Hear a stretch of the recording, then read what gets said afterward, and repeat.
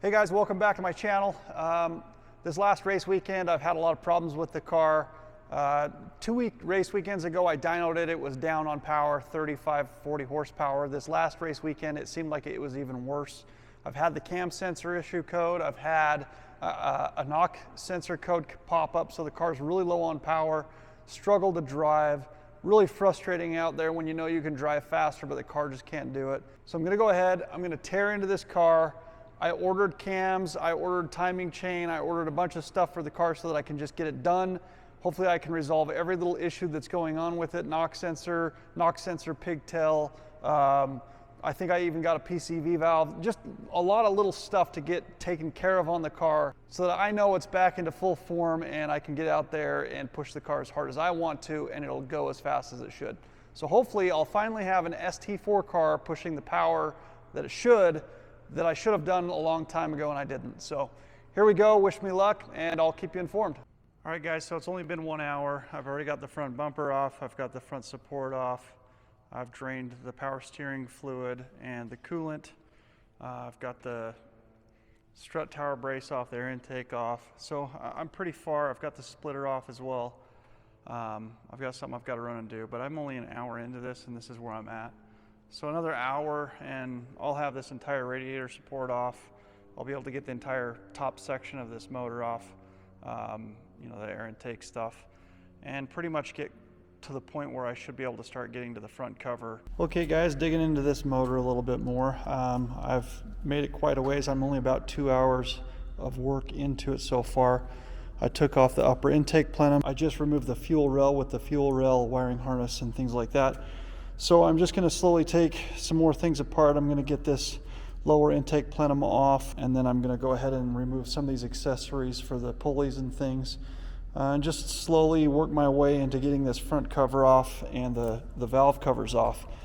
Now when I take the front cover off, I'm going to take these bolts off and probably lay them all out on like a piece of cardboard or something in order that they come out, just kind of in the same type of pattern that they're here on this engine, so that when I put them all back in, I'm putting all the same hardware back in the right spot. But other than that, so far it's coming along pretty good. And I just did a compression test. My compression was between 135 and 142 psi.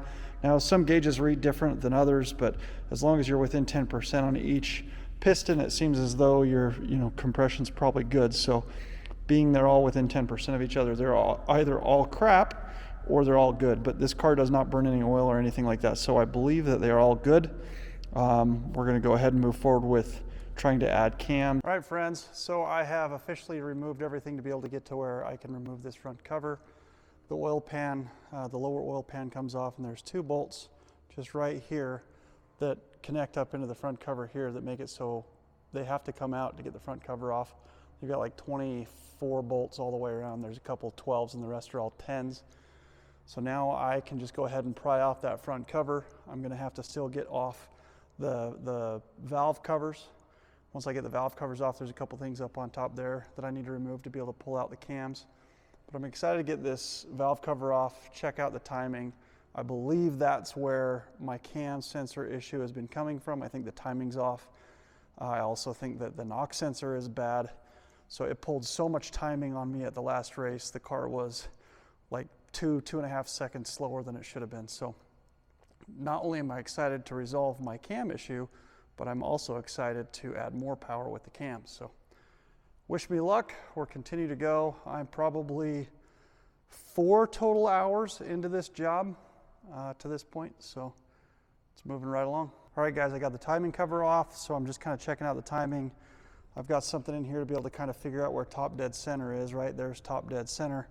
Come down here, there's a timing mark back here. I've just got this here so that I was able to twist the crank, but there's a timing mark back there. It is lining up with that timing mark, but I've got to do a little bit of research and check out where these other timing marks are supposed to be. So I don't know if I just need to keep cranking it a couple more times, but it looks like this timing mark here and this timing mark here are kind of lined, but everything else looks like it's kind of off. So I probably just need to crank it a couple more times and get it lined up and see if that's what it needs, and then we can see if either one of these cams are off just a little bit or not. All right guys, this is rather nuts, but this part right here of the camshaft broke off and it was just sitting right in here and it didn't damage anything mechanically. So I am going to be able to just replace the cams and get rid of this one, which was definitely causing me massive power loss. So I was basically running in 5 cylinders. Yeah, so far, that's definitely the reason why I had a cam sensor code for so long. Maybe it was bent at first, or maybe something was going on and then all of a sudden it decided to snap. But also, so far, I've removed the timing chain and a couple other timing components. This really hasn't been that bad, and it's a lot more understandable once I played with it, lined up timing marks and things like that to try to understand it. So it isn't as bad as I thought it would be. If you're intimidated to jump into this type of stuff, just take it one little thing at a time. And so far, there's a good reason why I did all this.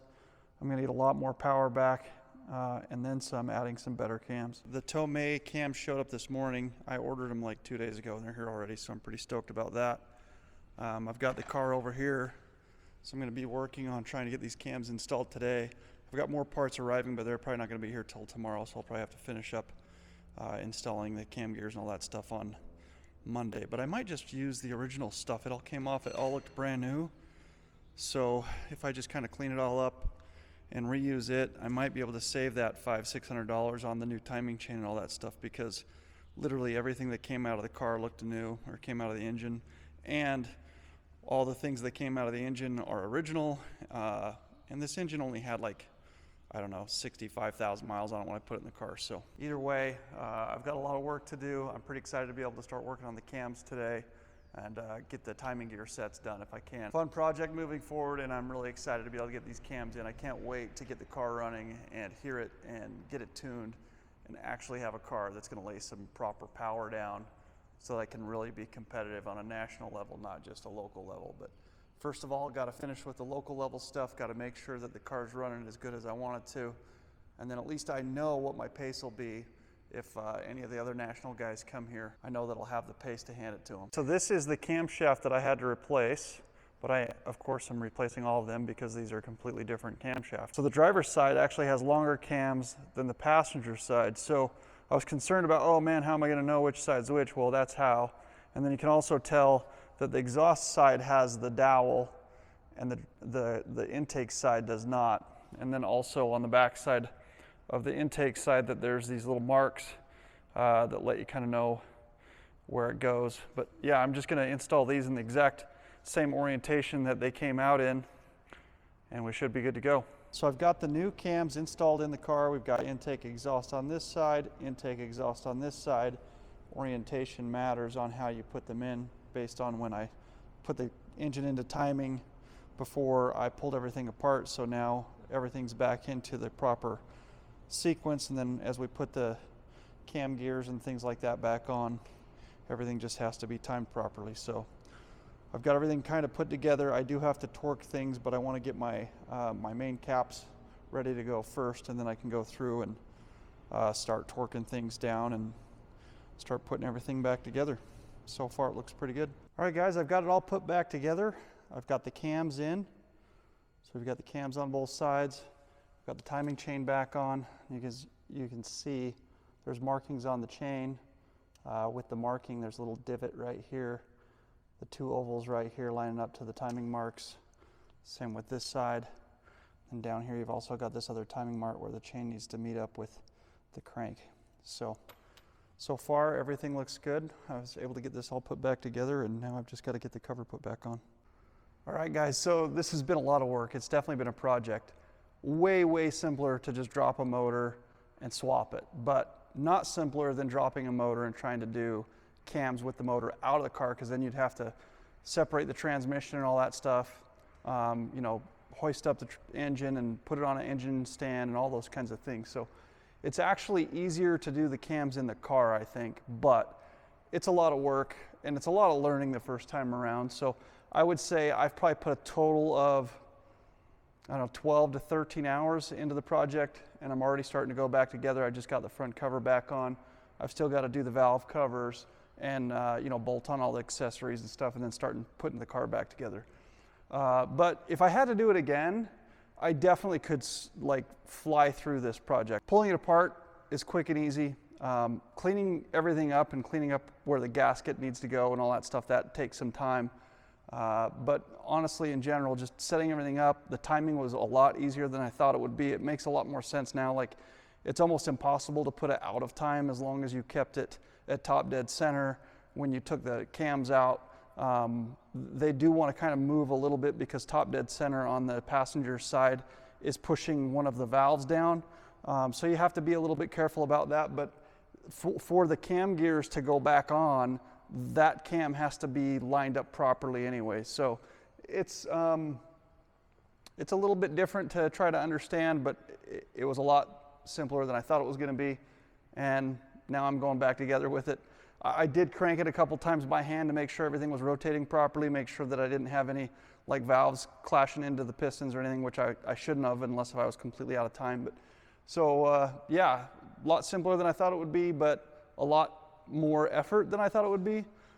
Definitely cleaning everything up is probably the worst part, trying to get all the gasket material out. And you know, I'm kind of lazy and I know that this motor's not going to last forever, so I didn't do the best job of it. Hopefully I don't end up with oil leaks, but I don't think I will because it's sealed up pretty good. And you know, if anything, I hope I didn't use too much silicone and, you know, or RTV, and I hope it doesn't get in the engine. But I've kind of looked everything over. I tried to make sure all the silicone or the RTV was on the outside edge, not the inside edge, so that when it squished down, it was squishing out, not in. So I think overall it's going to work out well. And hopefully this engine runs really good. Can't wait. So things are slowly coming along. I've got the front cover back on. While I had it off, I cleaned it up really good. I've also tried to clean up a bunch of stuff that had a lot of power steering fluid all over it from having power steering leaks. And then I just got the valve covers put back on. I'm going to go ahead and tighten the plugs down, get the coil packs on, and start working on the lower intake plenum. So it's coming along, and shouldn't be too much longer, and at least the engine can be running. So I had put together an order from Z1 for quite a few parts. This is the sub harness for the knock sensor. I replaced the knock sensor already. I was just waiting on this. I've had one of these actually ohm out bad before, and it causes the knock sensor to go bad. So instead of just replacing the sensor, I'm replacing the harness as well. The timing chain kit and all that stuff came, but it's actually missing the main timing chain. They said that it was not able to get shipped in time or something, so I'm actually going to be sending all of this back because I decided to put the car back together with all the stuff that came out of the car because it all looked like it was still in really good condition. So, you know, saved quite a bit of money by doing that, but also I'm glad I did because I'd still be waiting for the timing chain, and I don't really want to wait. I want to get this put back together. Sometimes I lose motivation, and I don't know if you're like me, but I hate when I lose motivation. I've already started moving forward on the project, and I don't want to stop. I just want to get it done. I want to fire the car up, and I want to make sure that there's no oil leaks or anything like that so that I have time before the race weekend to be able to take care of those things.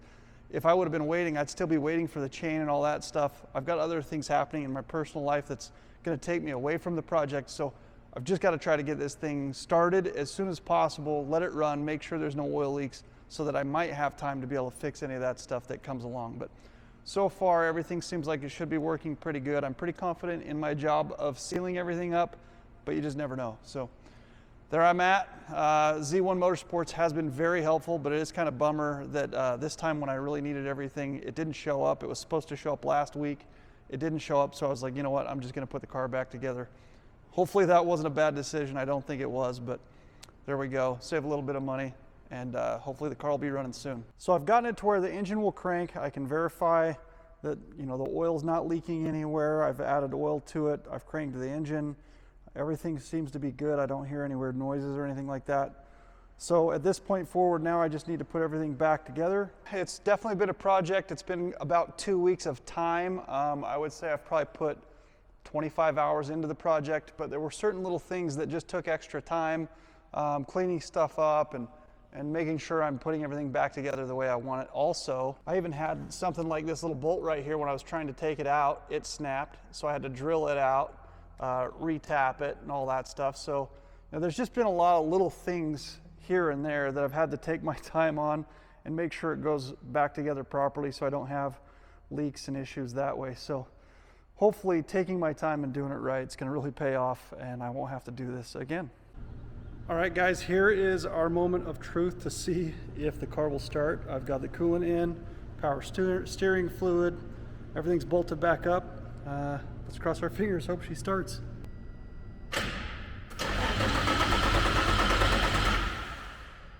Well, it helps if you put the fuel pump fuse back in the right spot, so let's give that a little try.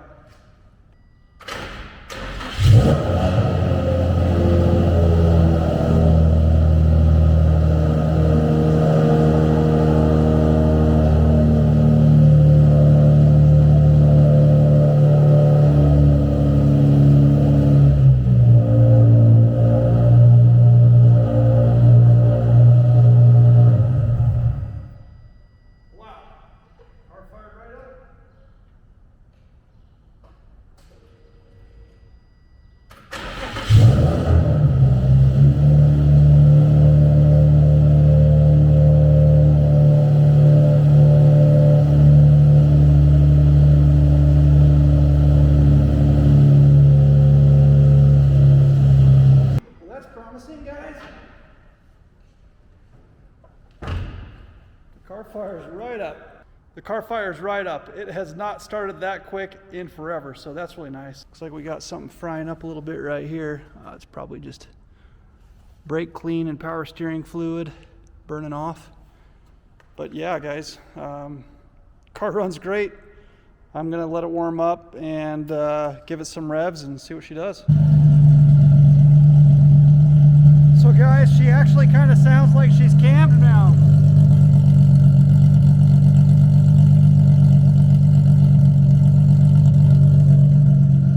Sounds pretty good. No codes. Car's running good. Just gonna let it warm up and make sure everything's good to go. Can't wait until next race weekend. We're gonna get the car dyno tuned and hopefully I'll be able to go out there and kick some ass.